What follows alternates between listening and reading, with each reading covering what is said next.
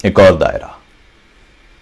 کل شب مجھے کسی نے ایک تصویر بھیجی اور اس تصویر نے مجھے پوری رات جگائے رکھا۔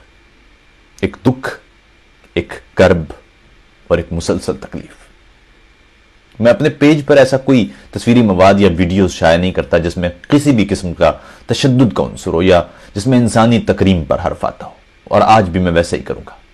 مگر مجھے اس تصویر کی تفصیلات آپ کو پھر بھی بتانا ہے، کیونکہ میں چاہتا ہوں کہ آپ کا کلیجہ کٹ جائے، بالکل ویسے ہی جیسا میں نے اس تصویر میں ایک ماں کا دیکھا۔ ایک 8-10 برس کا شدید زخمی بچہ اس ماں کی باہوں میں تھا۔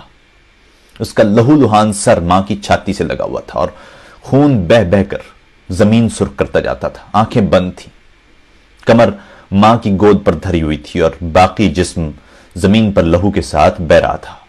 یہ بچہ کیوں اور کیسے زخمی ہوا یہ میں نہیں جانتا، اور نہ ہی یہ اہم ہے، کیونکہ اس تصویر میں اہم دیگر معلومات ہیں۔ اس ماں کی آنکھوں میں 2 ہی چیزیں تھیں، ایک تو یہ دعا کہ کوئی معجزہ ہو جائے، اور دوسری التجا کہ وہاں موجود کوئی شخص اس بچے کو کسی طرح ہسپتال پہنچا دے۔ معجزہ کیوں نہ ہوا یا ایسے موقع پر کیوں نہیں ہوتا، یہ کوئی مذہبی رہنما یا مولوی بہتر بتا سکتا ہے، مگر اس تصویر کا خوفناک اور دکھ انگیز پہلو اس لہولہان بچے سے بھی زیادہ، اس ماں سے بھی زیادہ، اس ماں کی آنکھوں سے امڑتی دعا اور چہرے پر پھیلی بے بسی سے بھی زیادہ اس تصویر میں دکھائی دیتا بے شمار لوگوں کا دائرہ۔ ٹھیک یہی دائرہ کچھ روز قبل مشعل کے قتل کے وقت بھی تھا۔ ٹھیک یہی دائرہ ہر حادثے کے وقت نمودار ہوتا ہے، ہر سانحے کے گرد بنتا ہے۔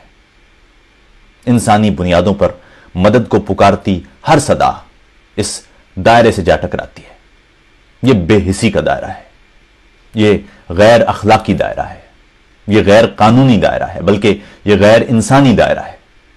یہ کیسا ہجوم ہے جہاں موجود لوگ ایک بچے، ایک زخمی بچے کو مرتا دیکھ سکتے ہیں اور مدد نہیں کرتے؟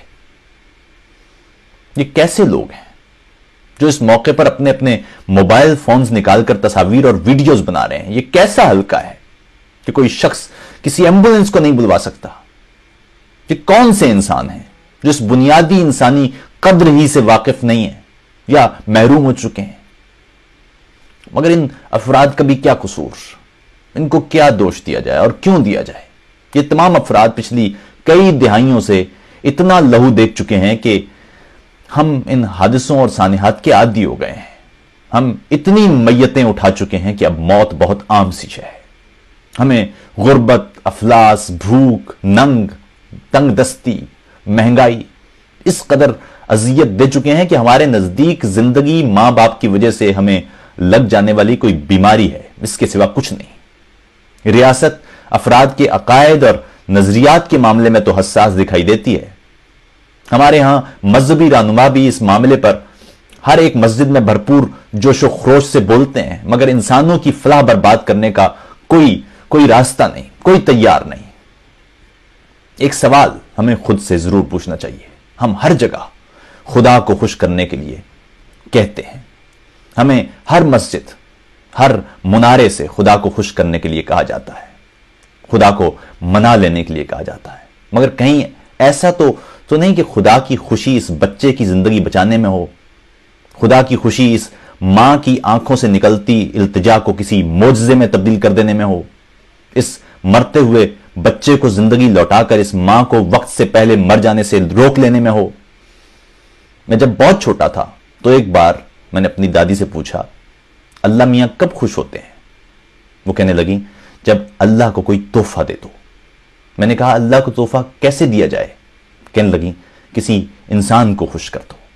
یہ بے حسی کا دائرہ کون توڑے گا؟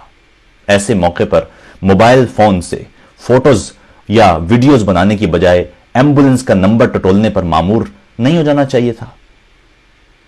خدا نہ کرے کہ میں کبھی ایسا کوئی سانحہ اس طرح اپنی آنکھوں سے کبھی بھی دیکھوں، مگر اگر ایسا کبھی کچھ دیکھوں تو خدا کرے کہ اس وقت میں اس بچے کی زندگی بچانے کے لیے اپنی تمام تر کوششیں صرف کرتا ہوا ملوں، بے حسی کا دائرہ توڑتا ہوا ملوں۔